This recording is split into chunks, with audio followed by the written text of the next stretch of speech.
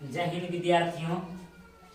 आज हम लोग आप सबके बीच एक नए अध्याय को लेकर फिर से आ गए हैं। स्वागत है सबका आईसीसी भारती क्लासेस में। मैं हूं आपका भारती सर और आज हम लोग बात करेंगे भारतेंदु हरिश्चंद्र के बारे में। किस प्रकार से भारतेंदु युग का नाम पड़ा, उन्हीं के बारे में आज हम लोग जानेंगे कि भारतेंदु हरिश्चंद्र जी के नाम के आधार पर कैसे भारतेंदु युग का नाम पड़ा, उसके बारे में हम लोग जानते हैं। जैसे कि भारतेंदु हरिश्चंद्र जी को जो आधुनिक साहित्य का भारतेंदु युग के साहित्य का प्रवर्तक माना जाता है। इसी के नाम पर भारतेंदु युग का नाम पड़ा। भारतेंदु जी कहते हैं आपने इसे छोटे से उम्र में इन्होंने स्वतंत्रता संग्राम की ओर इन्होंने देख लिया। भारतेंदु हरिश्चंद्र जिसका जन्म 9 सितंबर 1850 ईस्वी को हुआ, को वाराणसी उत्तर प्रदेश में हुआ। हालांकि यह युवावस्था में ही मृत्यु को प्राप्त कर गए। इसकी मृत्यु 6 जनवरी 1885 ईस्वी को मात्र 35 वर्ष की आयु में इसकी मृत्यु हो गई। लेकिन इतने से ही उम्र में, इतनी छोटी सी उम्र युवावस्था में ही इन्होंने समाज में एक ऐसा कार्य कर गया कि इसका नाम युगों युगांतर तक लोग बड़े सम्मान के साथ लेंगे और इसके नाम से युग की शुरुआत हो गया। इसीलिए तो कहा जाता है कि जिंदगी में अगर कुछ करना है छोटे से समय में ही कुछ ऐसा कर जाओ कि लोग तुम्हारे जाने के बाद भी सदा तुम्हें याद रखे। तो इसी प्रकार से भारतेंदु हरिश्चंद्र जी ने कुछ ऐसे कार्य को कर गए जिसे आज भी हम लोग बड़े शान शौकत के साथ नाम लेते हैं भारतेंदु युग।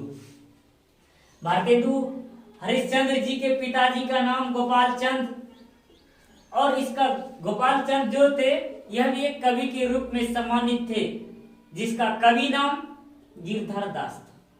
वास्तविक नाम गोपाल चंद जी थे, लेकिन इसका कवि के रूप में जो इसका नाम था गिरधर दास था।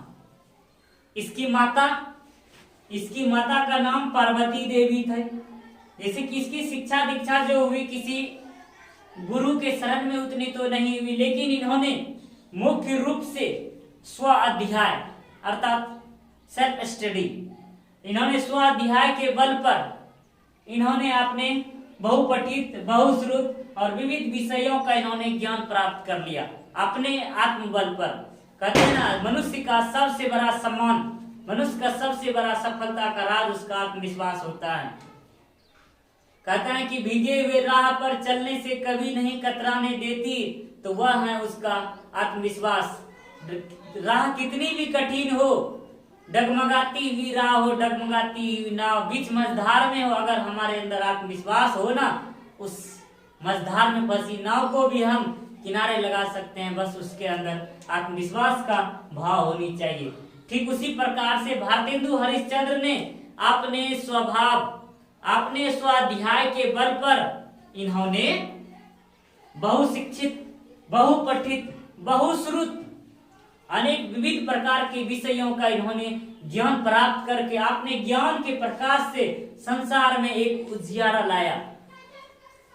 और यह इसमें भाषा का ज्ञान, एक ही भाषा का नहीं, स्वाध्याय के बल पर इन्होंने एक ही भाषा नहीं बल्कि इन्होंने अनेक भाषाओं का ज्ञान प्राप्त किया, अनेक भाषाओं का भी ज्ञान प्राप्त किया। जैसे कि हिंदी, संस्कृत, अंग्रेजी, बंगला, मराठी आदि अनेक भाषाओं को गति प्राप्त किया। विभिन्न भाषाओं का इसे ज्ञान प्राप्त हुआ।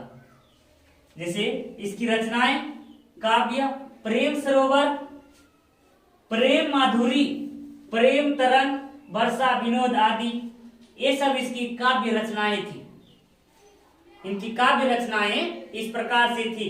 कहते हैं कि इन्होंने अपने युग में, इन्होंने इनके नाम से जो भारतेंदु युग नाम पड़ा, इन्होंने अपने साहित्यकारों, पत्रकारों, साहित्य कर्मियों का नेतृत्व किया। अनेक विधाओं और साहित्यों के रूप में इन्होंने अपना लोकार्पण किया। इन सभी की सफलताओं, इन सभी कार्यों, इन्होंने जो इतना कार्य किया, इसका सबसे सर्वप्रमुख श्रेय गणेश जी को जाते हैं। कहते हैं श्री गणेश का श्रेय उन्हें प्राप्त था। भारतेंदु हरिश्चंद्र जी को श्री गणेश का श्रेय प्राप्त था। उस गजपति गजानन का उसको श्रेय प्राप्त। कहते हैं उन्होंने बच्चों और स्त्रियों के सामान्य पाठकों के लिए, उन्होंने साथ ही साथ बच्चों, स्त्रियों और सामान्य पाठकों के लिए इन्होंने विभिन्न प्रकार के पत्र पत्रिकाएं, विभिन्न प्रकार की रचनाओं का भी संपादन किया। विभिन्न प्रकार के इन्होंने काव्यों, रचनाएं, नाटक इत्यादि के माध्यम से समाज में एक नए युग की ओर समाज को लेकर गया और इन्होंने एक नए युग, भारतेंदु युग की संरचना कर डाली। कहते हैं हिंदी भाषा के साहित्य के यह नव जागरण के अग्रदूत थे। कहते हैं हिंदी भाषा साहित्य में नई चेतना, नव जागरण का यह अग्रदूत था, अर्थात यह वाहक था। उसमें समाज में नव चेतना, नव जागरण को फैलाने का यह प्रमुख मुख्य रूप से केंद्र बिंदु था। कहते हैं उस युग के साहित्य पर इन्होंने एक ऐसी छाप छोड़ी मानो कि जैसे लेखक सैकड़ों मुखों से बोल रहा हो। कहता इन्होंने अपने युगों में अपने लेखन कलाओं से, अपने रचनाओं से इस प्रकार से ऐसी छाप छोड़ी जैसे मानो कि लेखक एक हो, अनेकों मुख से बातें कर रही हो। इसमें अनेक भाषाओं का ज्ञान, अनेक प्रकार से इन्होंने अनेक भाषाओं, विविध भाषाओं में रचनाएं की है। इसीलिए तो इसको कहा जाता है इन्होंने अपने युग में अनेक भाषाओं में रचना करके रचनाओं किया जैसे मानो कि लेखक एक हो, लेकिन यह बोल रहे हैं अनेक मुख से, बहुमुखी रूप से बोल रहे हो। अर्थात शरीर एक हो, लेखक एक हो और मुख अनेक हो। वास्तव में यह युग अखंड चेतना और बल उद्योगदय का कारण था। कहते यह अखंड युग चेतना और प्रबल युगोद्देश्य का प्रबल कारण था। उस युग की रचना, उसका उद्देश्य जो था वह यह सब उस उद्देश्य के बल पर ही प्राप्त होता है। कहता है हर व्यक्ति के किसी न किसी जीवन का, हर व्यक्ति के जीवन का कोई ना कोई लक्ष्य जरूर होता है, वही उद्देश्य उसे उसकी मंजिल तक ले जाती है। कहता है बिना लक्ष्य, बिना उद्देश्य का जीवन पशु के समान होता है, जीवन रहित हो जाते हैं। जिस व्यक्ति के जीवन में उद्देश्य ना हो, कोई लक्ष्य ना हो, तो उसका जीवन जो होते हैं पशु के समान हो जाते हैं। इसीलिए अगर हमें सफल होना तो हमें उद्देश्य, हमें लक्ष्य संपूर्ण एकदम प्रत्यक्ष रखना होगा। उसका यह युगो उद्देश्य, युग को विस्तार करना उसका प्रमुख उद्देश्य था। यह उसी का परिणाम था। आज भारतेंदु युग एक स्वर्णिम अक्षरों में लिखे जाते हैं। कहते हैं कि भारतेंदु उनके मित्र लेखकों की एकीभूत युग प्रेरणा की है। कहते हैं भारतेंदु युग का जो उनके मित्र लेखकों के द्वारा युग प्रेरणा की लेख है। हालांकि भारतेंदु हरिश्चंद्र जी जो हैं उसकी मृत्यु युवा अवस्था में हो गई, लेकिन उस युग को आगे बढ़ाने का कार्य उसके मित्र लेखक जो थे उन्हीं के बल पर, उन्हीं के द्वारा इसके युग को एक नया आयाम मिला। इन्होंने जो इस युग की नींव रखी, उनके मित्र शाखाओं के द्वारा इस युग को आगे बढ़ाने में सफल हुआ। उनके मित्रों के द्वारा, उनके साथियों के द्वारा, उनके मित्र लेखकों ने इस युग को एक नया आयाम स्वरूप में हमारे बीच प्रस्तुत कर दिया। जैसे कि भारतेंदु हरिश्चंद्र का जन्म एक पराधीन युग में हुआ था। कहते हैं भारतेंदु हरिश्चंद्र जी का जन्म एक पराधीन उस समय हुआ था जिस समय हमारा भारत देश गुलाम था। 1850 ईस्वी में हुआ। उस वक्त हमारा देश अंग्रेजों के हाथों में गुलाम था, लेकिन उन्होंने होश संभालते ही 1857 ईस्वी की क्रांति को उन्होंने देखा और उन्होंने उनसे सीखा। बहुत ही छोटी सी उम्र में उन्होंने स्वतंत्रता संग्राम की क्रांति को देखा।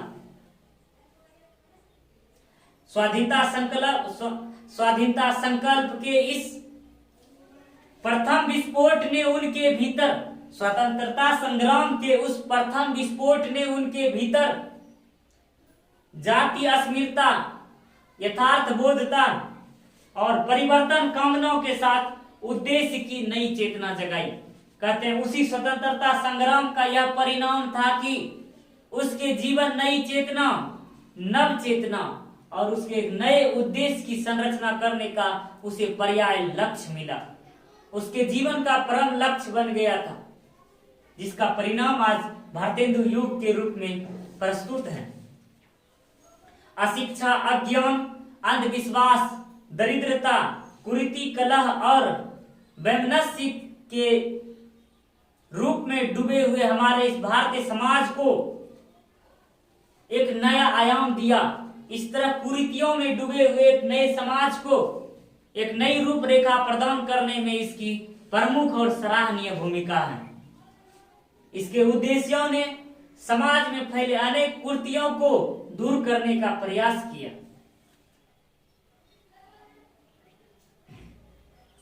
इसका मानना था कि इस तरह समाज में कुरीतियों के कारण जाति अस्मिरता, भेदभाव, जाति धर्म संप्रदाय, भाषा, जाति से संवाद से रहित लोगों में संघर्ष की भावना किस प्रकार उत्पन्न हो सकता था।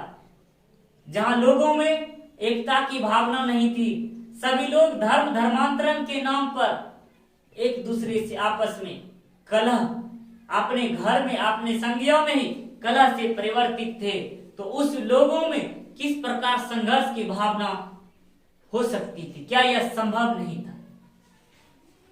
यह संभव नहीं था कि स्वतंत्रता संग्राम की बिगुल फूका जा सके। एकत्रित होने के बाद ही स्वतंत्रता संग्राम की होर आगे बढ़ सकती।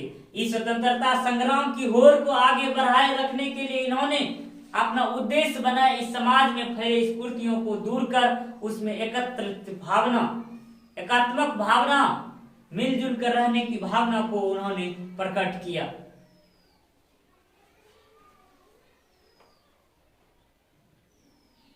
साथ ही उन्होंने 1857 में विद्रोह को जो स्वाधीनता संकामना संकल्प जगाए थे, उन्हें न केवल जिंदा रखने में बल्कि उत्तरोत्तर बढ़ाए जाना भी उतना ही जरूरी था। भारतेंदु ने अपने ढंग से साहित्य के द्वारा यह कार्य किया। भारतेंदु हरिश्चंद्र जी ने उस उद्देश्य को पूर्ति के लिए अपने ढंग से कार्य को बढ़ावा दिया, अपने ढंग से उन्होंने कार्य को करना शुरू किया। उन्होंने अपने लेखन, पत्रिका, प्रेरणा, प्रोत्साहन, संगठन, यात्रा एवं अन्य गतिविधियों के द्वारा विविध दिशाओं में एक नया आयाम प्रदान किया। मित्र लेखकों की भाषा, साहित्य और समाज में नई चेतना के साथ एक नव जागरण की कार्य का शुरुआत किया। जैसा कि हम लोगों ने जाना कि इसकी मृत्यु युवा अवस्था मात्र 35 वर्ष में ही हो गई, किंतु उनके मित्र लेखकों ने उसका कार्य जारी रखा और एक नए युग अवतारणा की एक आधारशिला और एक नए युग की रचना का नींव रख दिया। तो हम लोगों ने इस तरह भारतेंदु ने काव्य के साथ साथ नाटक जैसे विद्या सुंदर, रत्नावली, नील देवी, भारत दुर्दशा, अंधेर नगरी, सत्यवादी राजा हरिश्चंद्र, सत्य हरिश्चंद्र, श्री चंद्रावली और कुछ गद्य पद में वैष्णव सर्वस्व, एक कहानी, एक आप बीती, कुछ जग बीती आदि रचनाएं किया। और साथ ही साथ इस संपूर्ण सर्वस्व काल का इसकी रचना है। 3 खंडों में विभक्त है, जिसे हम लोग करते हैं, जिसे हम लोग समग्र करते हैं। तो ये हम लोग इस तरह से हम लोगों ने भारतेंदु हरिश्चंद्र जी के बारे में तो हम लोगों ने इससे भारतेंदु चंद्र के में पढ़ा। हम पढ़े लेखक भारतेंदु चंद्र जी कवि, उन्होंने जो बताया है, कहते हैं कि विख्यात बहुत चर्चित कविता है भारत, ये जो है भारतेंदु हरिश्चंद्र की भारत दुर्दशा बहुत ही विख्यात और सुप्रसिद्ध कविता है, यह काव्य है। इन्होंने जिसमें राष्ट्रीयता, देश की उन्नति और जातीय उत्थान के बारे में बताया है और लोगों में एक नव चेतना और नव जागरण का उद्देश्य फैलाया है। तो हम लोग जानेंगे उस काव्य के माध्यम से, उस कविताओं के माध्यम से इन्होंने किस प्रकार लोगों में एक नव चेतना और नव जागरण का प्रकाश फैलाया। तो मिलते हैं हम लोग इसके काव्य के बारे में, तब तक के लिए जय हिंद जय भारत।